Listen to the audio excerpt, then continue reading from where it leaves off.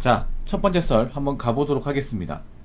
댓글 컨텐츠고 영상 제목: 서울에서 사는 걸 자랑스럽게 여기던데 대부분 상경한 사람은 사는 게 아니고 겨우겨우 버티는 겁니다. 라는 영상에 달린 댓글입니다. 제 방송에 아마 그 지방에서 이제 서울로 올라와서 자취하고 계신 분도 있을 겁니다. 서울이 아니라 이제 수도권에 자취한 분도 있겠죠. 근데 저는 오히려 지방에서 이제 본가에 생활할 때보다 훨씬 더 힘들게 사는 분들이 많을 거라 생각합니다. 예. 서울이 잘 사는 것처럼 보이지만 막상 이제 현실을 보면 거의 뭐 버티는 수준? 아마 그렇게 사신 분들 많을 거예요. 버틴다는 게 뭐냐 하면 그런 거예요. 돈은 버는데 모이지가 않는 거죠. 왜냐, 나간 돈이 많다 보니까. 그리고 부모님이 없이 혼자 살다 보니까 외로운 것도 있고, 그리고 이제 아무래도 서울 같은 지역은 유행이 민감하잖아요. 그러다 보니까 이제 그런 유행이 따르다 보니까 알게 모르게 나간 돈도 있을 겁니다. 그러니까 저는 이렇게 생각해. 인프라가 좋다는 게 무조건 좋은 게 아니라 생각합니다. 근데 젊은 사람들은 인프라가 좋으면 무조건 좋은 거라 생각을 해. 항상 그런 게 있어요. 뭐냐면 좋은 게 있으면 나쁜 게 있어. 서울도 좋은 게 있어.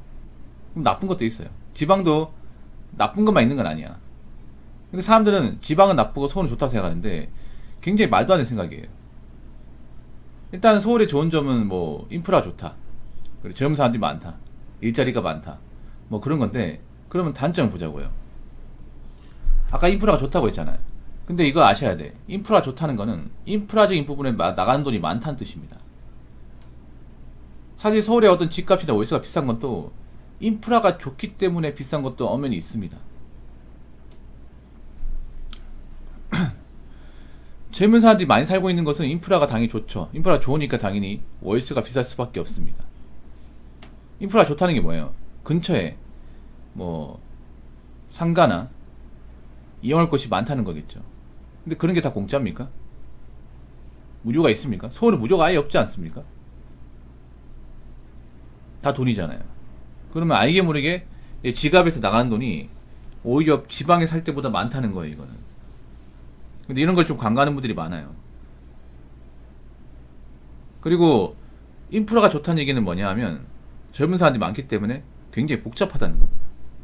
그리고 젊은 사람이 많다는 것은 무조건 좋은 사람만 있는 게 아니라 빌런 같은 사람도 많다는 거예요. 그래서 난 지방보다 이 서울 젊은 사람들 사는 곳에 굉장한 빌런들이 많지 않을까 생각합니다. 그래서 굉장히 난잡하다는 생각이 들어요. 좋은 사람만 살았으면 좋겠지만, 좋은 사람도 있지만 생각보다 좀 상태 안 좋은 분들, 그런 분들도 서울에 많이 있다는 얘기예요. 무조건 좋은 거 보지 말라는 거지. 그리고 일자리가 많다. 일자리가 많은 게 인정이에요. 알바 많은 것도 인정인데, 근데 문제는 정말 좋은 일자리가 많냐, 이건 봐야죠. 사람들이 서울에 일자리가 많다고 얘기하지만 정말 돈 많이 버는 일자리가 많냐라고 얘기하면 말은 머뭇거립니다. 왜냐? 자신이 그런 일을 못하기 때문에. 지방보다 일자리 많은 건 사실이에요. 인정합니다. 근데 서울에 그 많은 일자리는 대부분 서비스업과 사무직입니다. 서비스, 사무직. 근데 서비스업은 알다시피 절대 많은 급여를 받을 수가 없어요. 대부분 시급입니다. 시급. 최저시급. 서비스업의 장점과 단점은 일단 쉽게 구할 수 있고 스펙의 제한을 받지 않는다. 단점은 쉽게 구할 수 있고 스펙의 제한을 받지 않기 때문에 개나 소나 다 도전한다. 그리고 전문성이 없다. 그렇기 때문에 처음 들어온 사람이든 오래 일한 사람이든 급여 차이가 나지 않는다. 그리고 서비스업은 큰 돈을 벌 수 없다, 이거예요. 버는데 한계가 있다는 거죠. 그래서 막상 서울에서 이제 거주하면서 큰 돈을 버는 사람들은 그렇게 많지 않을 겁니다. 서울에서 큰 돈을 벌려면 상식적으로 제가 봤을 땐 그래요. 뭐 전문직 또는 이제 대형 로펌에 근무하는 변호사, 그리고 대기업 이제 본사에서 근무하시는 분들, 그리고 굴지 IT 기업 뭐 네카라 쿠베 같은 데서 근무하시는 분들, 그리고 언론사, 신문사, 방송국에 이제 공채로 들어가서 일하시는 분들, 뭐 아나운서나 기자나 PD 같은 분들, 작가 같은 분들, 그게 아닌 게 아닌 이상은 제가 봤을 때는 지방이나 서울이나 크게 돈 버는 거 차이 없습니다. 단지 이제 일자리 가짓수가 많은 거죠. 그 서울에 이제 채용 공고 이제 중소기업 같은 거 보면 좀 이해가 안 되는 게 뭐냐면 정말 급여가 그리 높지 않습니다. 생각보다 높지 않아요.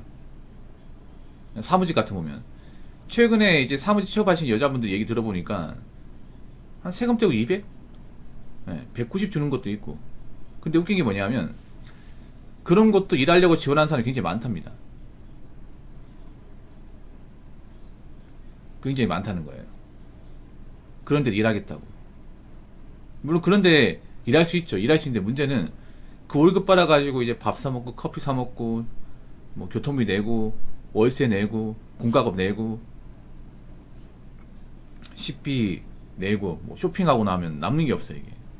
그래서 분명히 장담하는데 서울에 거주한 지 오래되었지만 저축을 못하는 분들 많습니다. 이게 잠깐은 문제가 안 되겠지만 나이 먹고 나면 심각한 문제가 됩니다. 왜냐?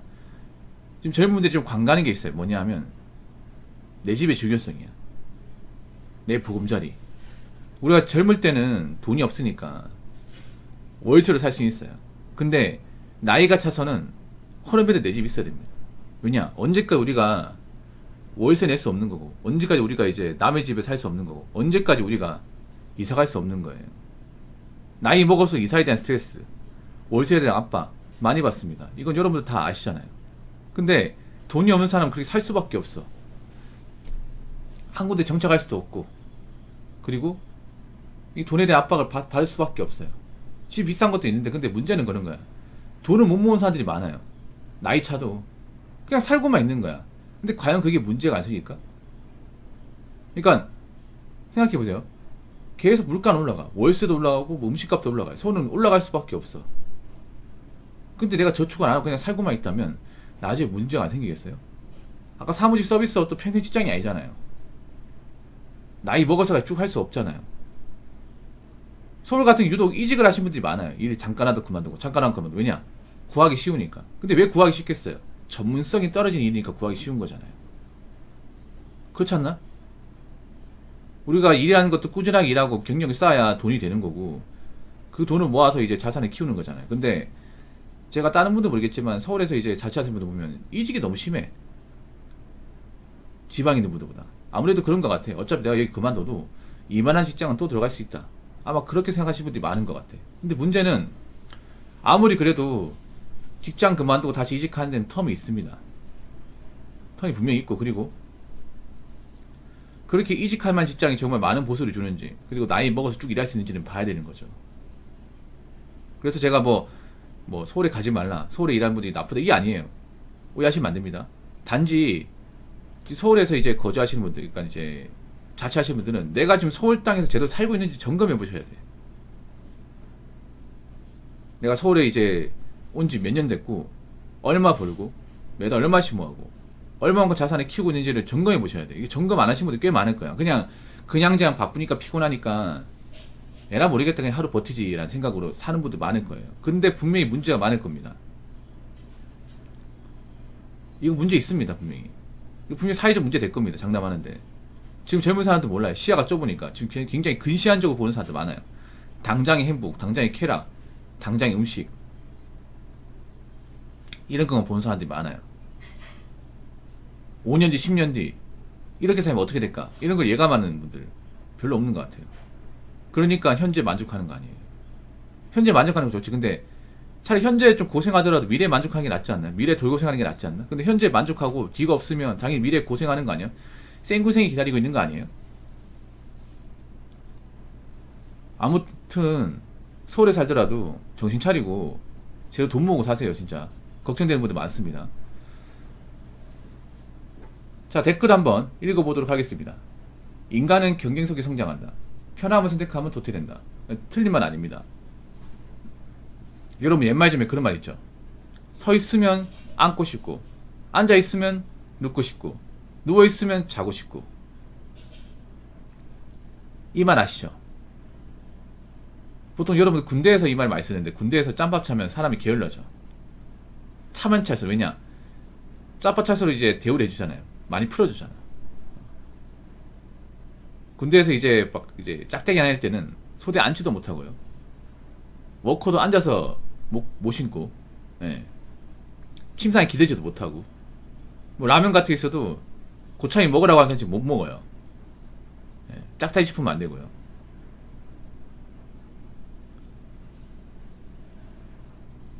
그러다가 이제 짬밥 차고 나면 이제 좀 풀어주잖아요. 그럼 사람이 좀 게을러지고 나태해진단 말이야. 군대 있으면 다 경험했단 말이에요. 사람도 그런 것 같아요. 너무 좋게 사는 게, 그러니까 너무 인프라에 빠져 사는 게 독인 것 같아요. 인프라적인 부분 너무 따져. 뭐 스마트폰도 다 쓰지도 않는데 그 뭐 카메라 사양 이런 거 너무 따지는 것 같아. 어차피 다 쓰지도 않을 거면서. 맞잖아요. 그러다 보니까 그런 거에 나가는 돈이 너무 많아. 거기다 문제제기는 안 해요. 그러다 보니까 자본적으로 성장하지 못해. 나이는 차고. 지금 편함을 선택하는 분들이 많아요. 아, 나 귀찮아. 편하게 살래. 열심히 안 살래. 힘든 거 할 바에 놀고 말지. 미래 행복한 것보다 현재 행복한 거 선택할래. 좋습니다. 그렇게 사세요. 대신에 대가는 치르세요. 근데 아마 대가 못 치르는 분들 많을 거야. 왜냐? 지금 사람들이 굉장히 근시안적으로 본단 말이에요. 멀리 안 본단 말이야. 내가 장담하는데 편함을 선택하고 열심히 사지 않고 뭔가 모이는 게 없는 사람은 나이 먹어서 그냥 신세 한탄하고 삽니다. 대부분 아니 싹 다야, 싹 다. 어떻게 살지 빤히 보니까 얘기하는 건데 이렇게 얘기해도 자각을 못하는 사람은 어쩔 수가 없죠. 어쨌든 그렇습니다. 내가 혼자 살수록 똑바로 살아야 되고 열심히 살아야 되고 미래를 봐야 돼요. 왜냐, 내 미래를 책임지는 사람 나밖에 없어. 내가 미래에 문제 생기면 아무도 날 신경 안 써준단 말이에요. 그거 기억하세요. 혼자 사시는 분들은 현재만 보지 마시고 5년 뒤, 10년 뒤, 15년 뒤 보시라고요. 그리고 내가 지금 나이를 찾는데 잘 살고 있는지는 한번 점검해 보시고요. 아시겠죠? 자, 이상으로 첫 번째 썰 마치도록 하겠습니다.